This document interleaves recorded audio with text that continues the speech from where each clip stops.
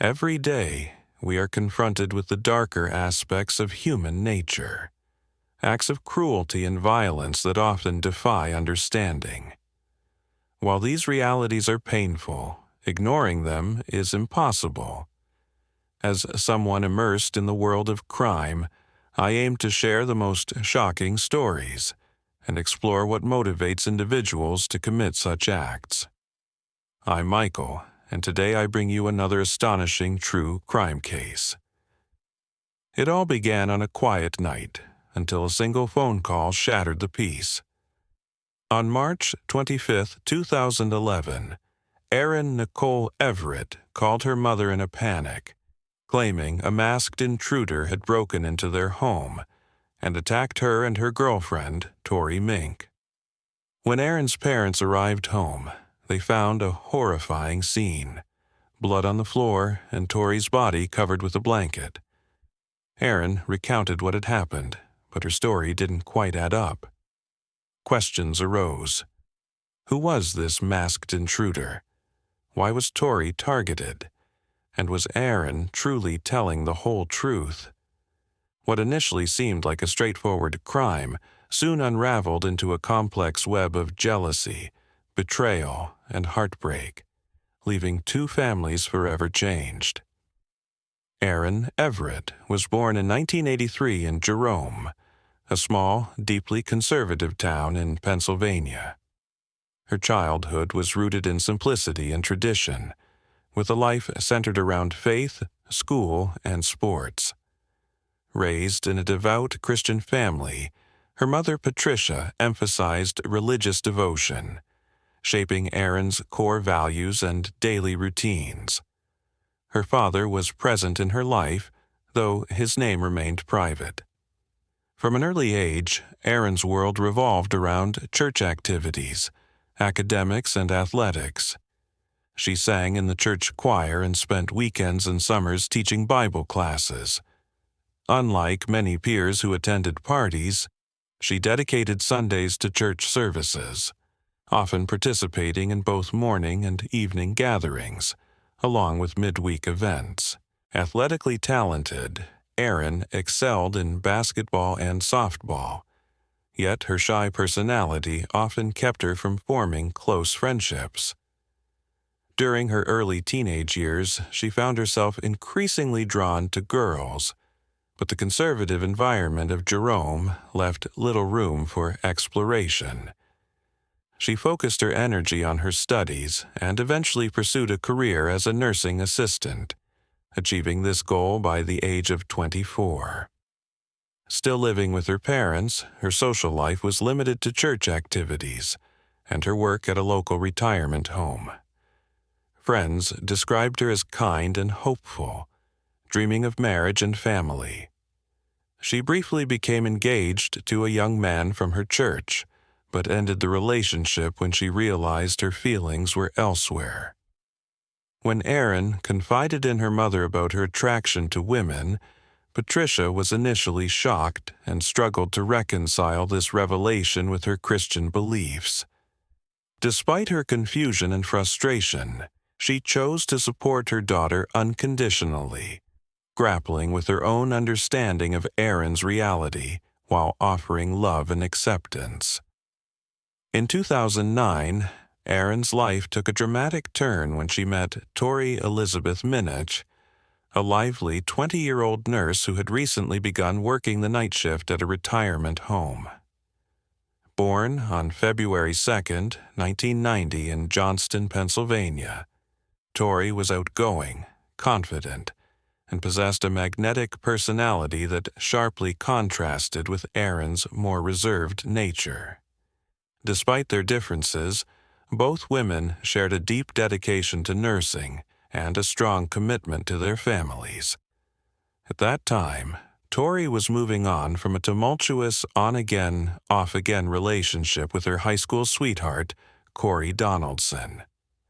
Aaron was captivated by Tori's charm and beauty, admiring her from afar, but hesitant to approach her because of her own shyness. Summoning her courage, Aaron eventually sent a message asking if Tori would be interested in dating a woman. Tori's enthusiastic yes led to a dinner that helped deepen their connection. From that moment, they began spending more time together, laughing, sharing dreams, and for the first time, Aaron felt free to be her authentic self. Their bond grew quickly, and soon Aaron proposed marriage. Tori accepted, but they chose to live together first before tying the knot. Aaron then approached her family with the request for Tori to move into their home. Initially, her mother opposed the idea, uncomfortable with her daughter's same-sex relationship. However, after Aaron threatened to move out and live independently, her mother reluctantly agreed. Tori moved into the Everett family house, primarily staying in the basement and only coming upstairs for meals and showers. At first, everything seemed promising, but within 9 months their honeymoon phase abruptly ended. Their relationship began to deteriorate before they could even marry. Concerned, Aaron's mother started noticing bruises on her daughter's back and cuts on her face, raising suspicions. One day, she saw something alarming in the basement. Tori had Aaron in a chokehold. Both women dismissed the incident as playful, but her mother remained unaware of the growing issues. Arguments, financial difficulties, and emotional strain that plagued the couple. Tori began spending weekends away, visiting friends and family, including her ex-boyfriend Cody, who openly expressed his desire to rekindle their relationship. Cody even confronted Aaron at her workplace, urging her to leave Tori alone.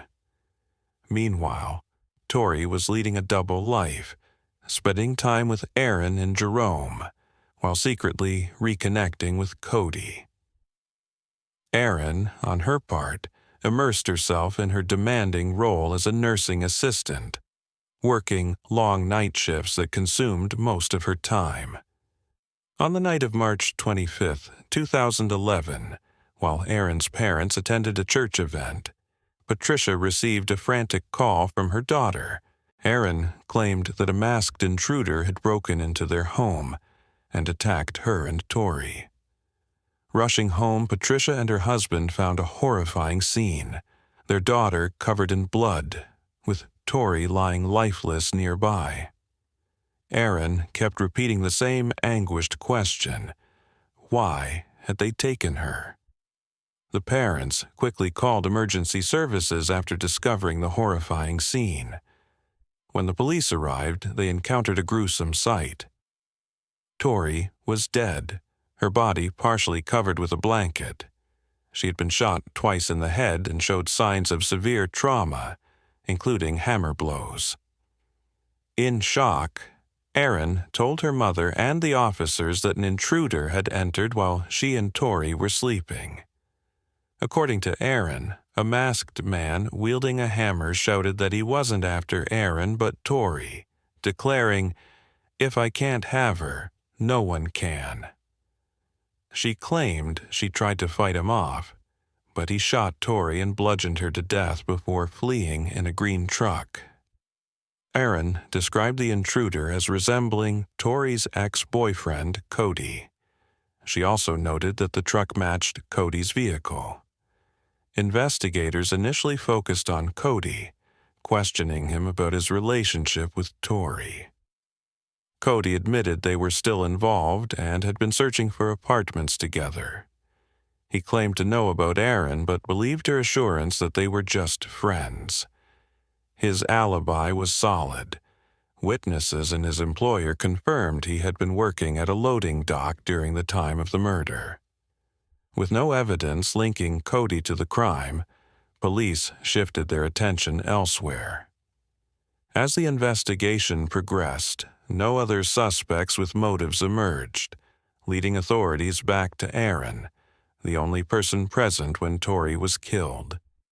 She was brought in for further questioning. During the interview, Aaron maintained her original story about a masked intruder breaking in and killing her girlfriend while they slept.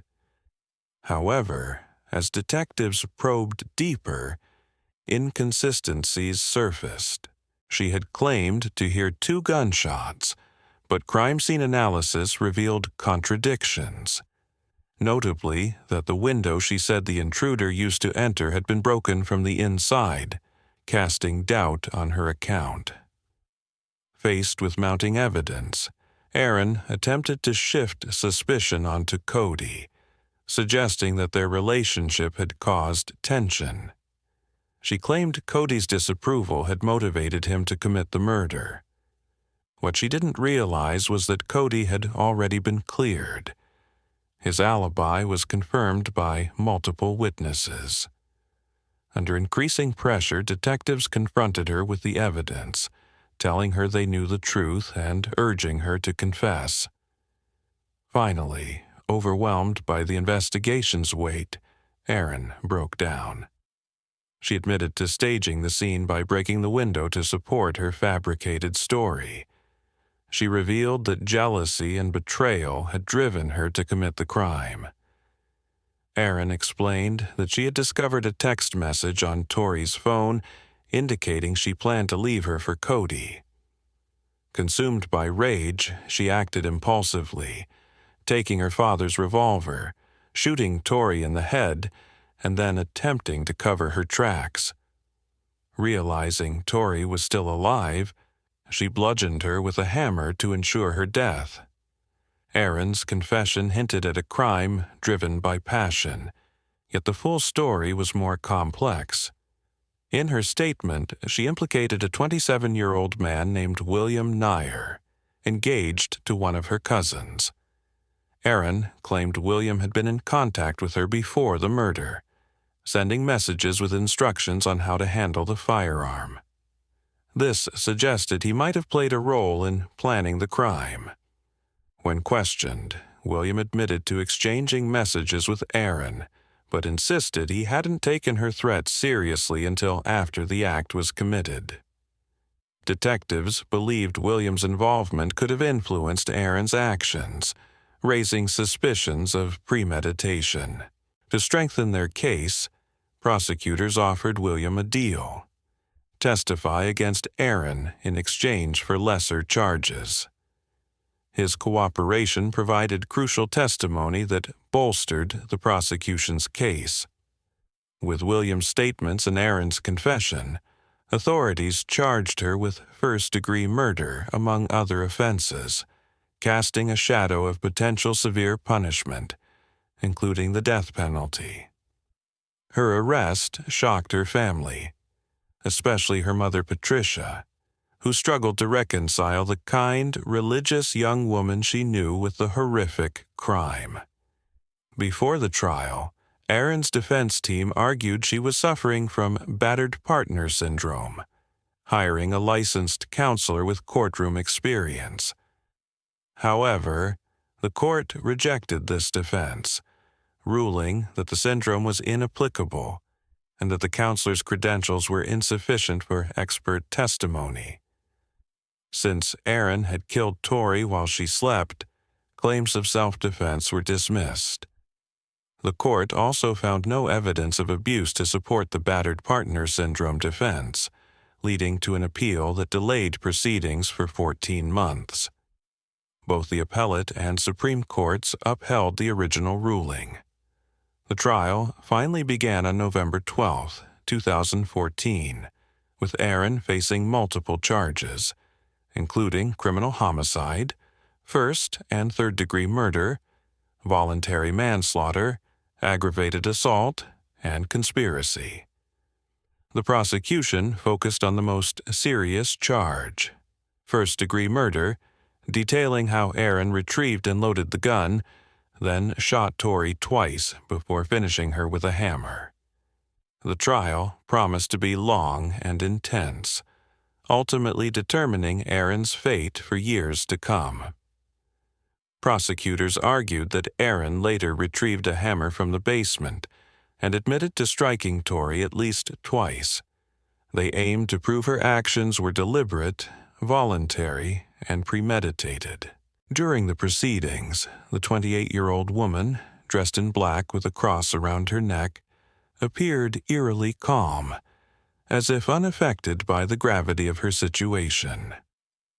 Faced with the gravity of the situation, Aaron acknowledged that her relationship with Tori had been marked by serious issues.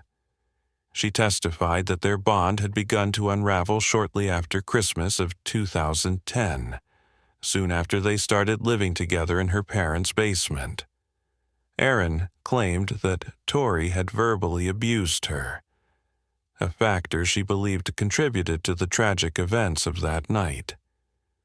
She described frequent arguments centered around money and their relationship, highlighting that Tori's renewed contact with her ex-boyfriend, Cody, had only heightened the tension.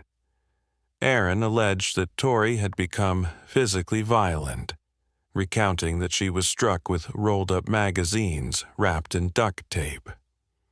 The most harrowing part of her testimony was her admission that, overwhelmed by the ongoing abuse, she decided to shoot Tori while she slept. After firing a shot with her father's pistol, Aaron said she used a hammer to strike Tori's head, aiming to ensure her death. She then panicked, attempting to conceal her involvement by dragging Tori's body out of bed and smashing the front door's glass, staging the scene to look like a break-in. This fabricated story was clearly an effort to divert suspicion, but it was riddled with contradictions and inconsistencies that undermined her defense and strengthened the case for premeditation. As the trial advanced, the court examined the tumultuous relationship between Aaron and Tori, along with the tragic decision Aaron made that night. Her defense team argued that her actions stemmed from the emotional and physical abuse she had endured, claiming it had impaired her mental state. They portrayed the incident as a devastating tragedy, emphasizing that her actions appeared to be driven by emotional distress rather than premeditation. They pointed out that such a crime of passion did not fit Aaron's typically gentle and reserved nature. The prosecution, however, sought to dismantle this narrative by calling several witnesses, including Cody, Tori's ex-boyfriend. Cody testified that he was unaware of any romantic relationship between Aaron and Tori. He explained that he had dated Tori for 3.5 years and had lived with her family for a year, during which he was treated as part of the household. He admitted that he and Tori often argued, which led her father to ask him to leave, but they later reconciled. On the day of the murder, Cody and Tori had planned to view an apartment together, intending to move in. Tori's father also testified, confirming that he was unaware of any romantic involvement between Aaron and Tori. He described Aaron as a quiet, reserved individual, while Tori was lively and outgoing. He recalled seeing Tori just days before her death, noting she appeared happy and excited about her nursing career. William, also known as William, faced conspiracy charges related to the case. During the trial, he testified that on the day of the crime, Aaron had contacted him seeking guidance on how to load and operate a firearm. She confided in William that she felt compelled to shoot Tori to prevent her from returning to Cody. William stated he never believed Aaron would actually carry out her plan. Aaron claimed that the prosecutor had assured her that if she told the truth, she would face no more than 45 days in jail, and that her charges would eventually be dismissed before sentencing. On the day of the verdict, Tori's father addressed the court, expressing how his daughter's life had been senselessly taken and how his family had been shattered by that tragic event. Despite the pain, the family supported the plea agreement, even though it involved a lesser charge than first-degree murder. Tori's father emphasized his relentless efforts to honor her memory. Aaron's defense argued for a third-degree murder conviction, aiming to avoid a life sentence. However, the judge countered that true mercy would have been extending compassion to Tori in her final moments, and that opportunity had long passed. On November 14, 2014, Aaron Everett, age 28, was convicted of first-degree murder and sentenced to life imprisonment without the possibility of parole. The judge's decision was based on text messages sent to and from Aaron's phone, along with the calculated steps she took to end Tori's life. These details depicted a clear pattern of malicious intent. While acknowledging that love, jealousy, and tension can cloud judgment, the judge stressed that such emotions could never justify such a heinous act. Upon hearing the verdict, Tori's family embraced each other, tears streaming down their faces, a mixture of grief and relief. Although the sentence aligned with their hopes for justice, Tori's father admitted that it brought neither peace nor the happiness they had lost since her violent death. The district attorney, speaking on behalf of the family, expressed satisfaction with the outcome, asserting that justice had been served. Aaron's defense team, though disappointed, was not surprised and vowed to continue fighting. They announced plans to appeal the verdict, which was ultimately denied in 2019. Meanwhile, William, who had played a crucial role in instructing Aaron on firearm use, received a sentence of just over 40 days in jail for conspiracy to commit homicide. Many viewed this punishment as lenient, considering his involvement in the events leading to Tori's murder. The case highlighted the complex interplay of love, control, and possessiveness. Despite Aaron's claims of abuse by Tori, the tragic outcome was the loss of a young life.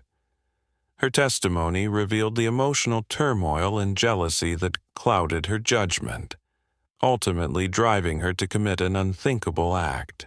While it is natural to empathize with Aaron's anguish, it is equally painful to acknowledge that violence is never the answer. The question of what compels someone to resort to such a desperate act remains haunting for those who knew the young woman, who once had the promise of a very different life. Reflecting on these tragic events underscores the profound impact of violence and the importance of understanding its roots.